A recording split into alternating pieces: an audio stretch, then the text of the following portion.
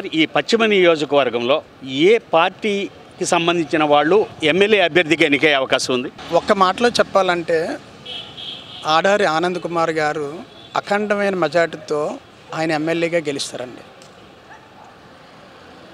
ఎందుకంటే రాజీ లేని విజయం అది మాత్రం ఆనంద్ కుమార్ గారిది. ఇకపోతే పార్టీ గురించి చెప్పాలి అంటే వైఎస్ఆర్సీపీ పార్టీ మానవ సేవే మాధవ సేవ అన్నారు. అలాంటి రోజుల్ని జగన్మోహన్ రెడ్డి గారు ప్రజలకు ఒకసారి చూపించారు. కరోనా లాంటి టైంలోని వాలంటరీ వ్యవస్థతోని ఆయన ప్రతిదీ కూడా పబ్లిక్కి ఎన్నో రకాల సర్వీస్ని అందించారు.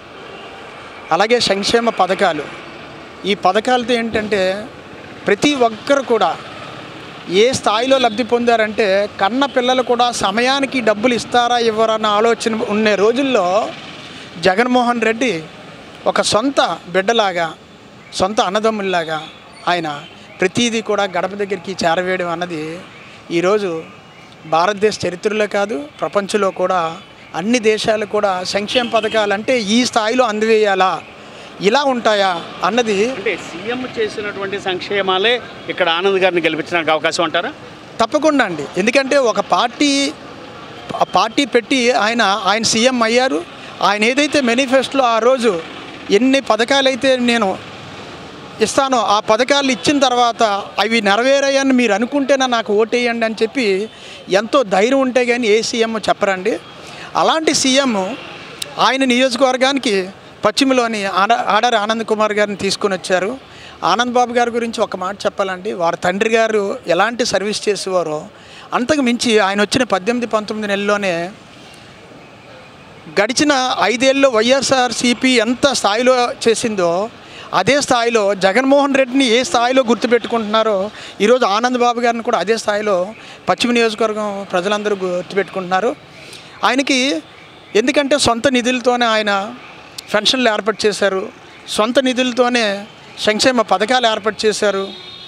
నియోజకవర్గంలో చాలా వరకు రోడ్లు కూడా ఈయన రాకతోనే బాగున్నాయి. సో ప్రతి ప్రజలకు కూడా ఇక్కడ అంటే పశ్చిమలో ప్రత్యేకంగా ఏంటంటే ప్రతి ఒక్కరికి కూడా ఏంటంటే ఆడారి ఆనంద్ బాబు గారు ఎమ్మెల్యేగా ఉంటే ఇంకా ఎంత చేస్తారు అన్నది అందరూ ఉంటున్నారండి. థ్యాంక్ యూ వెరీ మచ్ అండి. ఖచ్చితంగా వైసీపీకే ఎక్కువ విజయం సాధించే అవకాశాలు ఉన్నాయండి. ఎందువల్లంటే మన జగన్మోహన్ రెడ్డి గారు ఆయన పెట్టిన పథకాలు కానీ అవ్వండి, ఏవైనా అవ్వండి, కానీ ప్రజెంట్ ఉన్న సిచ్యువేషన్లో గతంలో ప్రభుత్వాలతో పోల్చుకుంటే ఈయన చాలా అభివృద్ధి చేయగలిగాడు. ఏ విధంగా అంటే ఏ సంక్షేమ పథకాలు ఇప్పుడు ఉన్న టీడీపీ పార్టీ వాళ్ళు అందరూ కలిపి అవే మళ్ళీ మేనిఫెస్టోలోని మళ్ళీ సృష్టించి మళ్ళీ పెట్టడం జరిగింది. మరి అప్పుల పాలు అయిపోతాం, ఆ యొక్క అమౌంట్ మనం పెట్టుకుంటే ఇంత దేశం అభివృద్ధి చెందదు, అలాగా మనం బ్యాక్ పడిపోతాం, అలాగని చెప్పిన వాళ్ళు ఈరోజు అవే మళ్ళీ మీరు మేనిఫెస్టోలో ఎందుకు పెట్టారు? జగన్ గారిని చూసి కాపీ కొట్టారు, అంతే కదా. ఆయన చూసి కాపీ కొట్టి మళ్ళీ అవే పెడుతున్నారు. ఒక విషయం చెప్తానండి, ఎక్కడో తిరుమలలో ఉన్న వెంకటేశ్వర స్వామిని ఇక్కడి నుంచి మనం దర్శనం చేసుకోవడానికి వెళ్తాం. ఎందుకని? మనకు మంచి జరుగుతుందనే కదా. ఎవరైనా మనకి మంచి జరుగుతుంది, మంచి చేస్తారు అనుకుంటే అక్కడ స్థానికం కాదు అనే విషయాన్ని మనం ఎప్పుడు జనాలు తీసుకోరు సార్. అదంతా ఏంటంటే ప్రత్యర్థులు పన్నుతున్న పన్నాగం లాంటిది. ఆనంద్ కుమార్ సార్ ఎవరికైనా పేదవాళ్ళకి లేదంటే ఇమ్మీడియట్లీ ఆయన సొంత నిధులతో ఇప్పటి వరకు అభివృద్ధి చేయగలిగారు. కేవలం 18 నెలల్లో ఆయన చేసిన అభివృద్ధి ఎంత చక్కగా ఉందంటే అది మనం అసలు ఆలోచించవలసిన పని లేదు. లేని వారికి పెన్షన్ ఎవరైతే అందట్లేదో వాళ్ళందరికీ పెన్షన్ ఇచ్చారు. అసలు జీరో రోడ్డు మీద అంటే ఆ చిన్న గుడిసెలో పడుకున్నారు, గుడిసు కూడా సరిగ్గా లేదన్న వాళ్ళకి ఇల్లులు కట్టేసి ఇచ్చారు.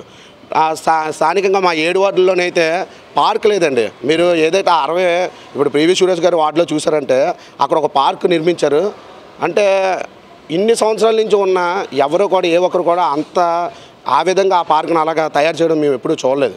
అంత చక్కగా తయారు చేశారు, డ్రైన్లు చేశారు, రోడ్లు 15,000 మెజార్టీ వస్తుంది సార్, పక్కా 15,000 మెజార్టీ వస్తుంది. ఈసారి ఖచ్చితంగా ఆనంద్ కుమార్ గారు 100% విన్ అవుతారు. ఆయన మాకు ఎమ్మెల్యే అవుతారు. ఆయన లాంటి వాళ్ళు వస్తేనే మాకు అభివృద్ధి జరుగుతుంది. అభివృద్ధి జరగాలని కూడా మేము అందరూ కోరుకుంటున్నాం. జరగాలంటే ఆయన రావాలి. జగన్మోహన్ రెడ్డి గారు చాలా చక్కటి వ్యక్తిని, ఒక మంచి పర్సన్ పంపించారు. ఆ విషయంలో మేము చాలా